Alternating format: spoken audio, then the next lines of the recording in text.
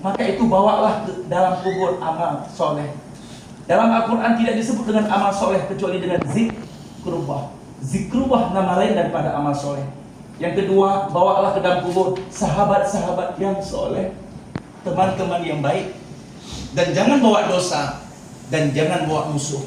Maka itu kita masih hidup, masih diberikan kesempatan oleh Allah Subhanahu wa taala. Dan Bunda ikhwatal iman, dimanapun berada, yang lam taghfir lana wa tarhamna lanakunanna minal khasirin. Amin. Sekali lagi, Rabbana, ya Allah, duhai Allah yang Maha Penyelamat, selamatkan semua kami yang menadahkan tangan ke atas ini ya Allah.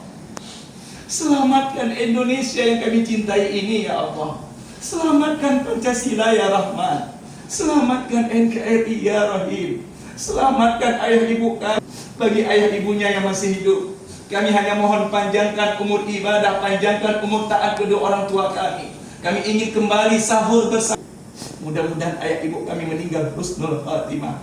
Bagi ayah ibunya yang sudah berada di alam barzah kita itu, kami rindu dengan pelukan hangat ayah. Surga tidak akan indah tanpa ada ayah ibu kami di dalamnya.